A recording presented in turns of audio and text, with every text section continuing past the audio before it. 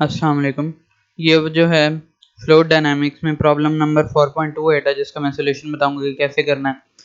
इसके अंदर जो है आगे वाले भी जो है 4.29, 30, 34 वो भी तकरीबन एक जैसी हैं, बल्कि एक ही इक्वेशन जो है वो बार बार रिपीट हो रही हैं।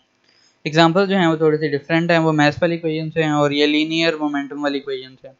अगर आपने अभी तक जो है लीनियर मोमेंटम की जो ये डेरिवेशन है इक्वेशंस की ये नहीं की तो समझ नहीं आएगी। या तो फिर है कि याद कर लें, ये नेवियर स्टोक्स इक्वेशन है।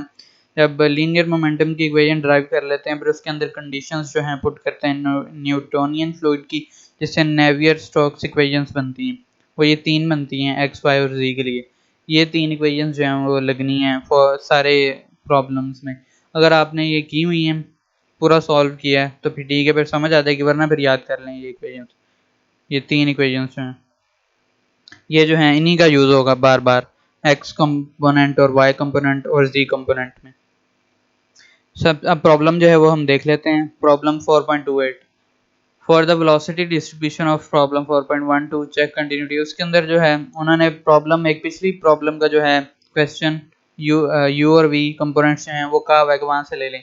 तो पिछले क्वेश्चन में जो है 4.10 में कंपोनेंट्स यू और वी जो हैं, u is equal to 4y है और v is equal to 2x है। ये u भी छोटा है और ये वेक्टर नहीं है, ये वेक्टर के कंपोनेंट्स हैं। जैसे v कैपिटल जो होता है उसके अंदर जो है वो is equal to U X plus V Y plus W G, तीन कंपोनेंट्स होते हैं। ये v के तीन कंपोनेंट्स हैं, इसलिए इसके ऊपर वेक्टर साइन कोई नहीं है। चेक कंटिन्यूटी, पहले कंटिन्यूटी चेक करनी है इक्वेशन की, इक्वेशन जो है वो सॉल्व हो भी सकती है कि नहीं। Are the Navier Stokes equation valid, Navier Stokes equation जो है वो वैलिड है इसके लिए। If so determine P X Y, अगर वैलिड है तो टोटल प्रेशर जो है वो डिटरमिन करें पी एक्स वाई पे। एक्स वाई जो है वो total pressure at origin P naught. तो इसका मतलब है कि बारी बारी करके देखते हैं ए बी सी पार्ट को कैसे सॉल्व करना है। सबसे पहले जो है वो कंटिन्यूटी चेक करते हैं। किसी भी इक्वेशन की कंटिन्यूटी जो है वो चेक करने का ये तरीका होता है कि इक्वेशन जो होती है मैथ्स की इक्वेशन, कंजर्वेशन ऑफ मैथ्स की, जो डी पी ओवर डी जो है वो होती है total D V over D T होती है, जिसके अंदर D V over D T partial P over partial V over partial T आता है, प्लस फिर उसके कंपोनेंट्स आते हैं V K, partial U over partial X plus partial U over partial Y plus partial U over partial Z. और इससे पहले जो है partial V over partial T आता है, जो पूरा बन के डी बनता है। एक मिनट मैं राइटिंग में दिखा देता हूँ। डी वी वेक्टर टोटल जो होती है फील्ड ओवर डी टी, ये इक्वल होती है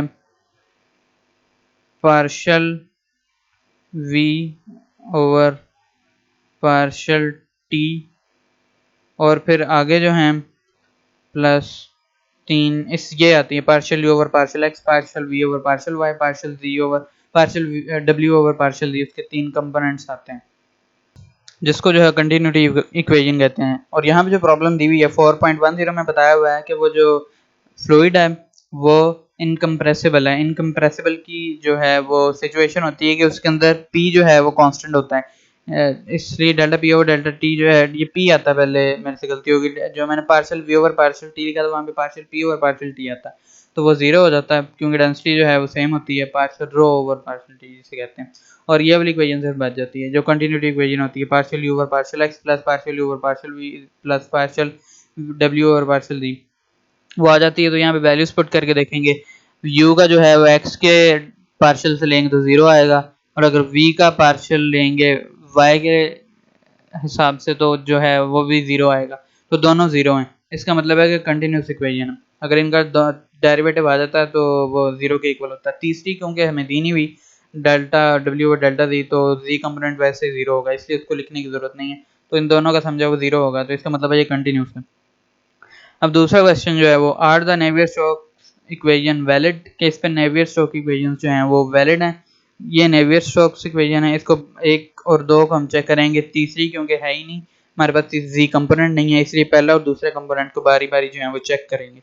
सबसे पहले जो है वो पहला कंपोनेंट एक्स कंपोनेंट, मैं एक बार पढ़ के सुना देता हूँ। ये partial G of X minus minus partial P over partial X plus mu, ये विस्कोसिटी होता है, viscosity coefficient, partial square u over partial X square plus partial square v over partial Y square, और इसी तरह होता है plus partial square w over partial z square, क्योंकि वो जीरो है तो इसलिए लिखने की जरूरत नहीं, is equal to rho d you over D t, और D you over D t जो है वो यहाँ पे होगा u d you over d x plus v d you over D y, और दूसरी टर्म जो है वो यहाँ पे जीरो हो जाएगी, और इसकी पूरी कंप्लीट टर्म्स होती हैं, टी वाली इक्वेशन भी आती है, क्योंकि मैंने पहले ही बताया कि ये इनकम्प्रेसिबल फ्लूइड है तो वो जीरो हो जाएगी टर्म जब पूरी इक्वेशन लिखते हैं। तो ये वाली इक्वेशन जो है ये याद कर लें, अगर आपने सॉल्व किया हुआ तो फिर आपको समझ आ जाएगी। अब इससे आगे जो है बारी बारी सॉल्व करते हैं, पहले राइट हैंड साइड को जो है वो कंसीडर कर लेते हैं। राइट हैंड साइड को कंसीडर कर लिया, रो वैसे ही आ गया, u की वैल्यू पुट की है, u की वैल्यू है 4y, और d partial u over partial x लेना है, u का पार्शियल x से डेरिवेटिव लेंगे तो वो जीरो आता है, जीरो आ जाएगा, प्लस v वैसे ही, और D you over D Y लेना। इस वक्त मैं राइट साइड वाली इक्वेशन सॉल्व कर रहा हूँ, लेफ्ट नहीं कर रहा, तो आपने ऊपर नहीं देखना, ये है v डी यू जो है डी वी का डी यू का डेरिवेटिव y से लेंगे तो 4 आ जाएगा, तो जब इनको मल्टीप्लाई करेंगे तो ये जीरो हो जाएगा, तो 4 रो x, ये राइट साइड वाली राइट साइड आ गई है। अब जो है वो लेफ्ट साइड हमने चेक करनी है, लेफ्ट साइड पे लेंगे माइनस पार्शियल p और पार्शियल x, मैंने बस इनकी वो लोकेशन चेंज की है, प्लस रो जी एक्स, क्योंकि ग्रेविटी का इसमें हम इफेक्ट नहीं पड़ रहा है, ग्रेविटी का इफेक्ट दिया ही नहीं हुआ, ग्रेविटी को कंसीडर नहीं करना, इसलिए ग्रेविटी भी यहाँ पे जीरो ही होगी, तो ये वाली ये जो है पार्ट ये भी जीरो हो जाता है। प्लस अब आ गया ये वाला पार्ट, u का डबल डेरिवेटिव x से और v का डबल डेरिवेटिव v से, ये जब लेंगे मैंने डायरेक्ट इधर सॉल्व किया हुआ है, p minus p over p x आ जाएगा, प्लस ये रो जी एक्स जो है वो जीरो हो जाता है, और ये जो है ये भी जीरो आ जाते हैं, दोनों के डबल डेरिवेटिव लेते हैं, u का लेंगे x से जीरो आ जाएगा पहली बार में ही, फिर दोबारा लेने की जरूरत नहीं कि दोबारा लेंगे तो फिर भी जीरो ही आएगा, v का लेंगे y से तो फिर जीरो आ जाएगा, दोबारा लेंगे तो डबल डेरिवेटिव भी जीरो आ जाएगा, तो इसलिए इन दोनों का डेरिवेटिव जीरो, ये भी ग्रेविटी के इफेक्ट भी नहीं है जीरो, तो only equation we will be left with is minus partial p over partial x। अब ये जो है लेफ्ट और राइट साइड इक्वल कर देंगे, जब लेफ्ट और राइट इक्वल करेंगे तो partial p over partial x जो है माइनस उस साइड पे चला जाएगा, तो राइट साइड की इक्वल आ जाएगा माइनस 8 रो x। अब ये x पार्ट जो है वो हो गया, x कंपोनेंट जो है नेवियर स्टोक्स इक्वेशंस का वो हम अभी फाइंड किए। अभी ये नहीं फाइंड हुआ कि ये वाकई जो है वो नेवियर स्टोक्स इक्वेशन के लिए वैलिड है या नहीं, जो उन्होंने दिए हुए थे u और v कंपोनेंट्स।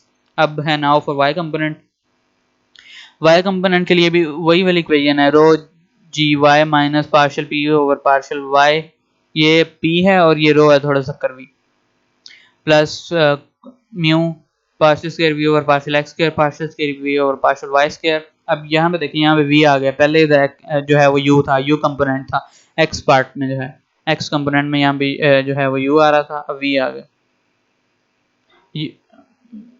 यहाँ पे भी u आना है एक, यस यहाँ पे जो है वो चेंज होता है, यहाँ पे जो है वो u ही आना है, partial square u over partial x square partial square v over partial y square, yes ये लेफ्ट साइड है, यहाँ पे जो है वो चेंज हो जाता है, यहाँ पे v आ जाते हैं।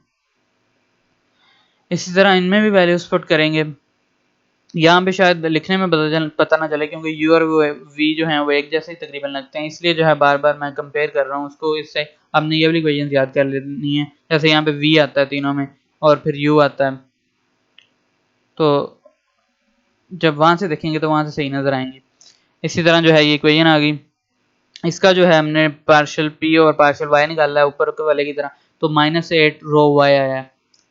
अब इन दोनों का आ गया, अब चेक करने के लिए कि इक्वेशन वैलिड है कि नहीं, हम एक कंडीशन लगाते होते हैं कि partial p over partial x का अगर डेरिवेटिव लें partial p over partial y के तो वो जीरो आना चाहिए, और इसी तरह partial p over partial y का अगर पार्शियल ओवर पार्शियल x से डेरिवेटिव लें तो जीरो आना चाहिए। इससे पता चल जाता है कि नेवियर स्टोक्स इक्वेशन जो है वो वैलिड है। अगर उन्होंने पूछा होता भी ये जो है ये आखिरी वाला पार्ट करना है वैलिड है या नहीं, आगे मतलब जो है सो टोटल इक्वेशन बन सकती है इससे कि नहीं, यहाँ पे जो दोनों इक्वल आ गए हैं इसका मतलब है कि ये बी पार्ट भी हो गया और ये वाकई वैलिड इक्वेशन है।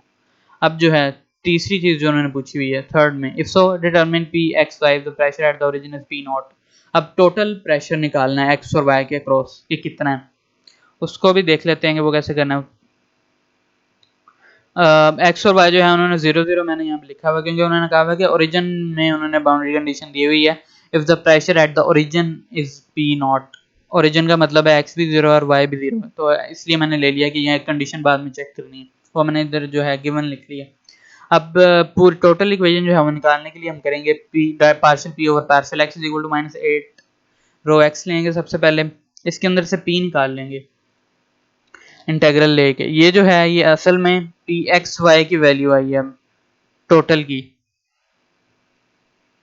जब हम किसी चीज़ का इंटेग्रल लेते हैं तो एंड पे कांस्टेंट आता होता है, लेकिन यहाँ पे हम जो है एक फंक्शन लेकर आएंगे जो y पे डिपेंड करता होगा, क्योंकि अभी हमने जो है सिर्फ इंटेग्रल किया है x के साथ। इसका मतलब है कोई y वाला पार्ट भी होगा इसका, जो जब y से इंटेग्रल करेंगे तो y वाला पार्ट भी आ जाएगा।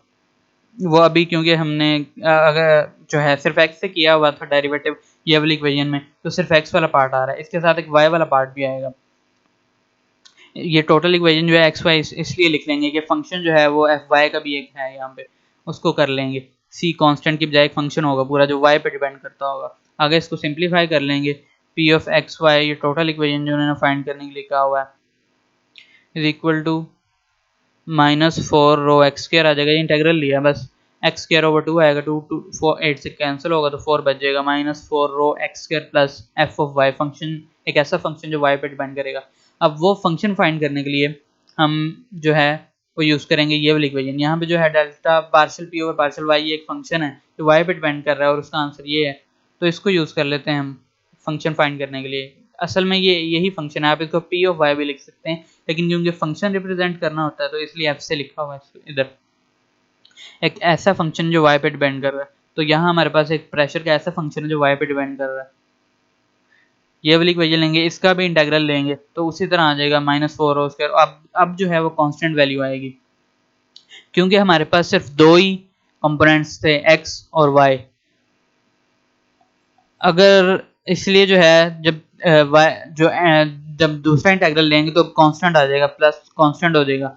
अगर तीनों कंपोनेंट होते तो यहाँ पे प्लस जो है कांस्टेंट की बजाय प्लस f ऑफ z आता, जो एक ऐसा फंक्शन जो z पे डिपेंड कर रहा होता, और ऊपर जो है वो y और z आता, दो पे डिपेंड कर रहे हैं, और फिर हम y की वैल्यू जो है वो भी फाइंड कर लेते और z वाला फंक्शन जो है बस रह जाता। और z को भी इसी तरह फाइंड करना होता, नेवियर-स्टोक्स इक्वेशन जो है वो z वाली लगा के, z कंपोनेंट वाली लगा के। हमने x और y की सिर्फ नेवियर-स्टोक्स इक्वेशन जो है वो फाइंड की है, z की नहीं की, क्योंकि हमें z कंपोनेंट इधर दिया ही नहीं हुआ। 3.34 में जो है वो z कंपोनेंट भी दिया हुआ, वो थोड़ा सा लंबा हो जाता बस, लेकिन एग्जैक्टली इसी तरह सॉल्व होता, तो z कंपोनेंट भी आ जाता बस। फिर जो है अब इनको पुट करना है, क्योंकि अब कोई तीसरा कंपोनेंट है ही नहीं, वो एज अ कांस्टेंट आ जाएगा जो इंटीग्रल के साथ आता होता है। और अब इनको पुट करना है ओरिजिनल पी एक्स वाई वाली इक्वेशन में, पी एक्स वाई वाली इक्वेशन में ये पुट करेंगे वैल्यू, और यहाँ पे भी प्लस कांस्टेंट आएगा, प्लस कांस्टेंट जो हमने लिया था, और इस तरह जो है ये वाली इक्वेशन बन जाएगी और प्लस कांस्टेंट आ जाएगा। अब बाउंड्री कंडीशन लगानी है हमने कांस्टेंट की वैल्यू फाइंड करने के लिए। ये याद रखना है कि कांस्टेंट जो है वो c है, तो उसकी वैल्यू उन्होंने दी हुई है ऊपर कि p नॉट है एट 0 0 x और y 0, जो शुरू में मैंने लिख लिया था, उन्होंने क्वेश्चन में भी बताया हुआ है। If so determine p of x y if the pressure at the origin is p not. Origin पे प्रेशर जो है वो p नॉट है और x और y 0 है, इसका मतलब वहाँ पे क्योंकि ओरिजिन पे है। अब यही वाली इक्वेशन है, p का जो है वो p नॉट कर देते हैं, दोनों की जीरो वैल्यू x और y की पुट कर देते हैं, तो 0 0 हो जाएगा, तो पूरी इक्वेशन ही जीरो हो जाएगी, सिर्फ कांस्टेंट जो है वो वैल्यू आ जाएगी कांस्टेंट। और उन्होंने खुद ही कहा हुआ है कि कांस्टेंट जो है वो p नॉट पे है, कांस्टेंट जो है वो p नॉट के इक्वल हो जाएगा। तो ये जो है फाइनल इक्वेशन आ जाएगी, इसको ऊपर में कांस्टेंट की जगह पुट कर देंगे, P X Y is equal to P naught -4 rho x square plus Y square. ये जो है वो टोटल प्रेशर आ गया जो उन्होंने कहा था कि फाइंड करें, the pressure at the origin is P not.